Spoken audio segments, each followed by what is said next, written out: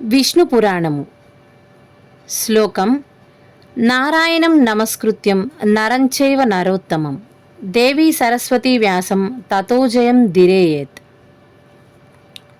పూర్వకాలమున నైమిసారణ్యమందు మైత్రేయుడునొక మహారుషి నివసించుచుండెను. అతడు నిరంతరం భగవద్ధ్యానపరుడై జపతపాదులతో కాలక్షేపం చేయుచుండును.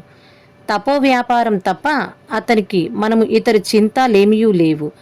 అతని ఆశ్రమ ప్రాంతమంతయు బహు నిర్మలమైన ప్రదేశము, ప్రకృతి శోభతో అలరారుచుండును.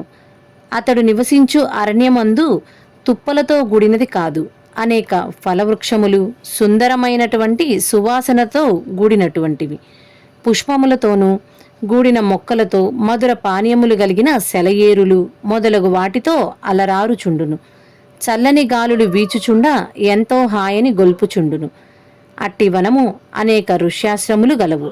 అందువలన ఇది పరమ పవిత్రమైన పుణ్యభూమిగా భావించబడుచున్నది.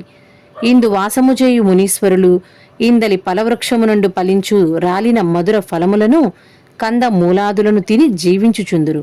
తపస్సు చేయటే వీరి యొక్క వృత్తి. ఇట్లుండగా ఒకనాడు పరాశరుణ్ణి మహాముని మైత్రేయుని వద్దకు వచ్చుటకు తటస్థించెను. మైత్రేయుడు అతనిని బహువిధములుగా పూజించి ఇచుతాశీసుని చేసి ఇట్లు సంభావింపదొడంగెను: అయ్యా, మీరు తల్లి గర్భమును ఉండుండగానే వేదాంగములు అభ్యసించిన పుణ్యపురుషులు, అనేక విషయములు ఎరిగినవారు. మీకు తెలియని ధర్మార్థములు, భగవత్కథలు లేవు. విష్ణు కథలను వినవలేనని నాకు కోరికగా ఉన్నది. కావున విష్ణు కథలు వినిపించి నన్ను కృతార్థుణ్ణి చేయవలసినదిగా వేడుచున్నాను అని ప్రార్థించెను. పరాశరుడు అందులకు సంతసించి: ఓయి మైత్రేయ, పులస్య బ్రహ్మయను గ్రహముననే సకల విషయములను తెలుసుకొంటిని. నీవడిగిన వృత్తాంతము వివరించి చెప్పెదను, సావధాన చిత్తుడవై వినుమనెను. అందులకు మరలా మైత్రేయుడు ఇట్లు అనెను: ఓ తపోత్తమ, పుల్యస్త వలన మీకు సకల విషయములు తెలియుటకు కారణమేమి?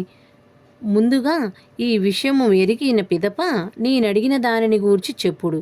పరాశరుడు అందులకు తన వృత్తాంతము గురించి ఈ విధంగా చెప్పనారంభించెను.